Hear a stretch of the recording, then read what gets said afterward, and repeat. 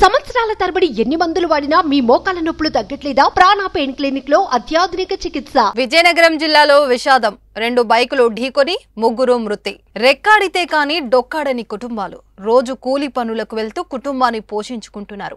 బంధువుల ఇంట్లో శుభకార్యానికి వెళ్తుండగా ఒకరు, తల్లిని చూసేందుకు వచ్చి బైక్ పై తిరిగి వెళ్తుండగా మరో 2. ఇలా 2 ద్విచక్ర వాహనాలు ఢీకొన్న ఘటనలో 3 మృతి చెందిన ఘటన తీరని విషాదాన్ని నింపింది. ఈ ఘటన విజయనగరం జిల్లాలో జరిగింది. ఎస్కోటకు చెందిన సూర్యనారాయణ అలియా సూరి పెయింటింగ్ పనులు చేస్తూ కుటుంబాన్ని పోషిస్తున్నారు. 8 ఏళ్ల కిందట అతనికి దేవితో వివాహమైంది. తల్లిదండ్రులు పైడిరాజు, కాంతమ్మ పండ్ల వ్యాపారం చేస్తున్నారు. సోదరుడు భాష కూడా పెయింటింగ్ పనులకు వెళ్తుంటాడు. ఆదివారం విజయనగరంలోని బంధువుల ఇంట్లో జరిగిన శుభకార్యాన్ని వెళ్తుండగా జరిగిన ప్రమాదంలో మృతి చెందాడు.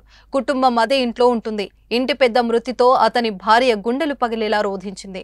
పట్టణానికి చెందిన సత్యం వంట పనులు చేస్తూ కుటుంబాన్ని పోషిస్తున్నాడు. కొంతకాలంగా శ్రీకాకుళం జిల్లా పలాసలో నివాసముంటున్నాడు. ఇతనికి భార్య, 2 కుమారులున్నారు. తల్లి రావులమ్మ, అన్నదమ్ములు ఎస్కోటలోనే నివాసముంటున్నారు.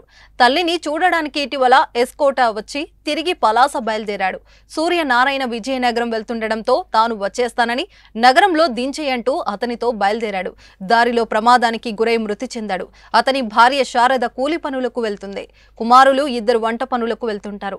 ఇంటి నుంచి బయలుదేరిన కొంతసేపటికే సత్యం మరణించాడని తెలియడంతో అతని తల్లి కన్నీంటి పర్యంతమయ్యారు.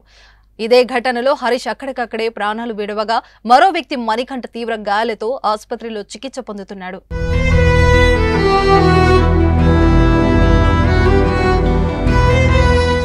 సుమన్ టీవీలో మీ పర్సనల్ అండ్ బిజినెస్ ప్రమోషన్స్ కోసం కింది నెంబర్కి కాంటాక్ట్ చేయండి.